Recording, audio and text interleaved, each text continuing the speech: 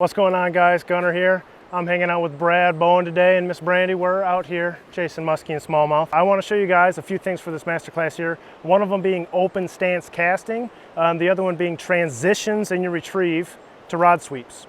That way you can finish your casting stroke, your presentation with a profile show of the fly. So let's dive in and check it out. So in order to properly understand open stance casting, let me show you what closed stance is. And basically all it means is dictating that your hips are square to the fly, to the presentation. The problem in a boat setting is there's people in the middle of the boat right now. And if I make a closed stance cast, I'm giving everybody a shower. And on top of that, I have to kind of change my stroke to kind of keep the line and everybody safe so that I don't, stuck on a cup holder, so that nobody gets hooked with the fly, right? It's kind of an uncomfortable thing. You kind of raise everything up, get everything out of the way, everything out of the boat, just to keep everybody safe. And so moving to an open stance, I can effectively turn my back to Brad here and cast across my body, making presentations both to my backhand and to my forehand side. And now I've completely alleviated the potential of hooking anybody in the boat. Keeps everybody safe. I don't have to change my stroke at all. Now, it's kind of awkward to do it first if you're not used to doing it. And the one thing that you have to imagine, just imagine you're presenting to the other side. This is a closed stance cast to the other bank. And then I just kind of open up my hips and present to my backside. Now I want to just articulate a few things about that backhand presentation and being able to open stance cast. Aside from being in a boat, keeping Brad safe, understand I can forward cast and back cast basically on this entire degree. I have literally every option available to me while keeping everybody safe. And if you're not in a boat, but you're wade fishing, you're shore fishing, you're on a pierhead, it allows you to put the wind at your back. No matter what you're doing, you can put the wind at your back so that the wind's blowing the fly line away from you and never into you. And when you get into backhand, and I'd heavily recommend you check out Mark Sadati's Sayonara Sling, and I'll put a link in the video so that you guys can find that. But that backhand presentation is a pull presentation, and that pull presentation, it tends to use a lot of the larger muscle groups. It uses a full body kind of rotation and leverage, and it takes more or less all the strain off your wrist.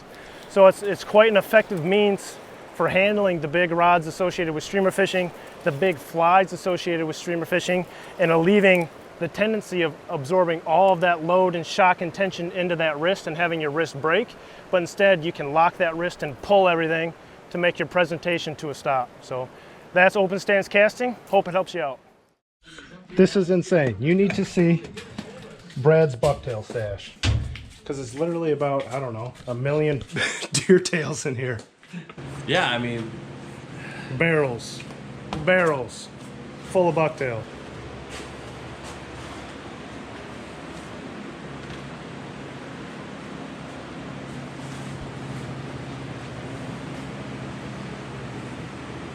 I have a whole pile, like all these. Those are all full of bucktail brushes? Like the bucktail brush, we have just piles of brushes.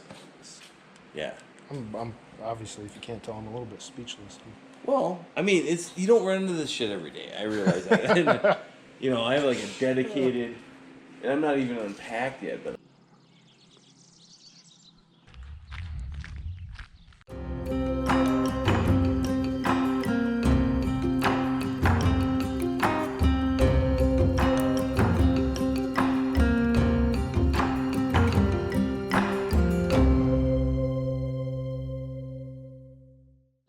Yeah.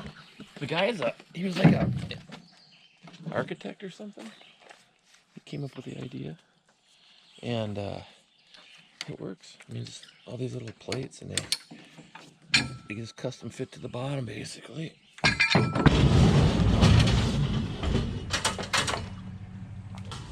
Ooh, look at that frog. Come here, buddy. You're smallmouth food. Oh my goodness, if I could catch a frog. Let's see. Smallmouth, baby. That's what they're gonna eat.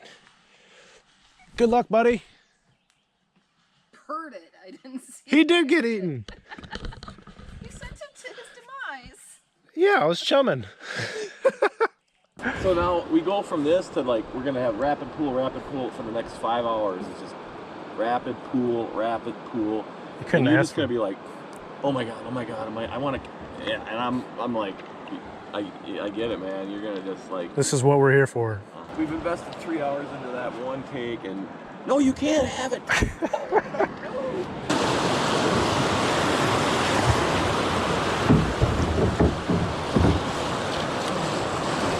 What would be the first question you would ask him? Why the follow?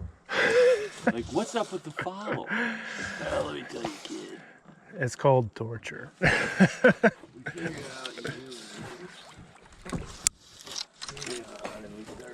We weren't originally following.